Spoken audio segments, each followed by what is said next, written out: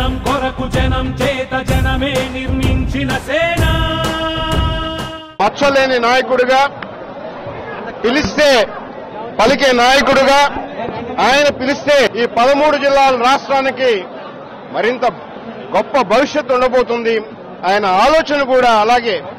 ఏదో vote bank రాజకీయాలు కాకుండా ప్రతి కుటుంబం సంతోషంగా ఉండే విధంగా, అలాగే ప్రజల డబ్బుల్ని పూర్తి స్థాయిలో ప్రజలకి చెందే విధంగా ఎక్కడా అవినీతికి తావు లేకుండా నేను చేస్తానని చెప్పడం నిజంగా కూడా ఆనందించదగ్గ విషయం. ఎందుకంటే ఇవాళ ప్రతి నాయకుడు కూడా ముందు చెప్తా ఉన్నాడు, మేనిఫెస్టో అమలు చేయలేకపోతా ఉన్నారు.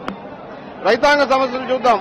కేవలం కంటితుప్పుడు చర్యగా ఇవాళ ఏదో రుణమాఫీ అంటున్నారు. ఆ రుణమాఫీ వల్ల రైతు మరింత రుణగ్రస్తుడు అవుతా ఉన్నాడు, వడ్డీ భారం మోయలేకపోతా ఉన్నాడు, రుణానికి వర్దీనెస్ కూడా కోల్పోతా ఉన్నాడు. కానీ రైతాంగం విషయం కానీ, చేనేత కార్మికుల విషయం కానీ, ఏ సమస్య అయినా సరే మైక్రో లెవెల్లో పూర్తిగా అధ్యయనం చేసి రాష్ట్రంలో ఒక అధికార వికేంద్రీకరణ కానీ, అభివృద్ధి వికేంద్రీకరణ కానీ త్రికరణ శుద్ధిగా చేసే వ్యక్తిగా నేను భావిస్తా ఉన్నా.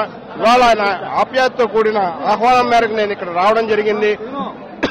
నేను నా సతీమణి లక్ష్మీ పద్మావతి ఇద్దరం కూడా పార్టీలో చేరడం జరిగింది. ఆయన ఏ బాధ్యత ఇచ్చినా పూర్తి స్థాయిలో ఎలక్షన్ల వరకు కానీ, ఎలక్షన్ తర్వాత కానీ మేము పూర్తిగా పనిచేయడానికి సిద్ధంగా ఉన్నామని మీ ద్వారా ప్రజలందరికీ కూడా తెలియజేస్తా ఉన్నా.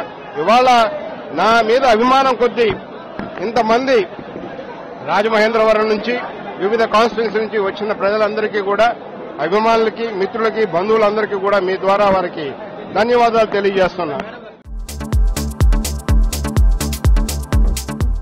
Please subscribe to new waves. ఇలాంటి మరిన్ని మంచి వీడియోలు కావాలని కోరుకుంటున్నారా? అయితే పక్కనే ఉన్న గంట సింబల్ను క్లిక్ చేయండి. అలాగే సబ్స్క్రైబ్ చేయండి.